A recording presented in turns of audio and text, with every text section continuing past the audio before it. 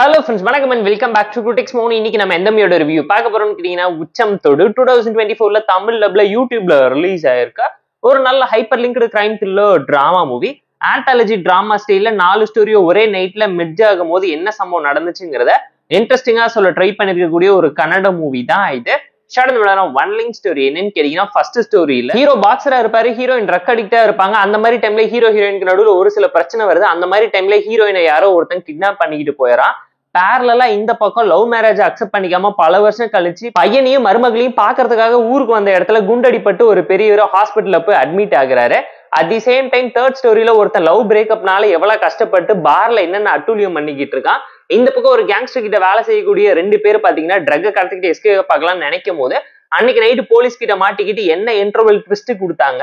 Hero ஹீரோயினை கண்டுபிடிச்சாரா, அந்த பெரியவருக்கு என்ன ஆச்சு, இதை சுத்தி இவங்க 4 பேரோட வாழ்க்கையில இவங்களுக்கு தெரியாம இவங்க பண்ணிக்கிட்ட ஹெல்ப்னால எப்படி ஒண்ணு சேர்றாங்க, இவங்க வாழ்க்கையில என்ன நல்லது நடந்துச்சுங்கிறது இந்த மூவி பார்த்து நீங்க தெரிஞ்சுக்கோங்க.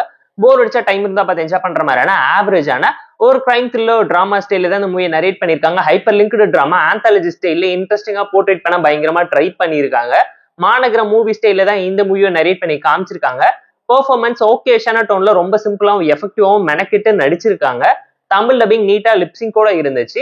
ஸ்டோரி பாத்தீங்கன்னா ரொம்ப சிம்பிளான ஒரு ஒன் லைன் ஸ்டோரி தான் எடுத்து பேக் பண்ணி பிரசென்ட் பண்ணிருக்காங்க.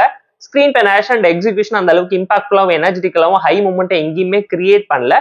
ரொம்ப சட்டிலாவும் ஃபேட்டாவும் காமெடிக்கலான வேல தான் இருந்துச்சு. படம் ரொம்ப அன்ஆர்கனைஸ்டா டிராமட்டிக்கா இருந்துச்சு. எந்த ஒரு இடத்துலயுமே ரியாலிட்டி ஃபேக்டர் அந்த அளவுக்கு ஹார்ட் ஹிட்டிங்கா இல்லாம போயிடுச்சு.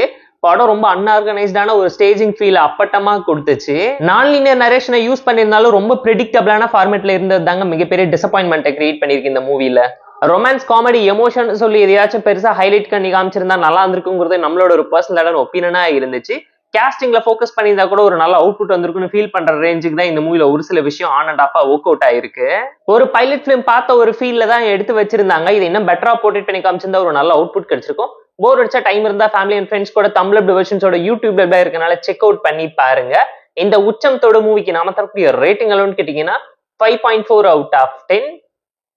இந்த வீடியோ பிடிச்சா லைக் பண்ணி, கமெண்ட், ஷேர் பண்ணி, சப்ஸ்கிரைப் பண்ணி சப்போர்ட் பண்ணி. இந்த வீடியோ பிடிக்கலாம் மறக்காம டிஸ்லைக் அடிச்சு கமெண்ட் பண்ணி. நம்ம டெலிகிராம் சேனலுக்கு லிங்க் டிஸ்கிரிப்ஷன்ல இருக்கு, ஜாயின் பண்ணிக்கோங்க. இது அப்டேட்ஸ் உங்களுக்கு வந்துரும். Tata bye, see you on love you all.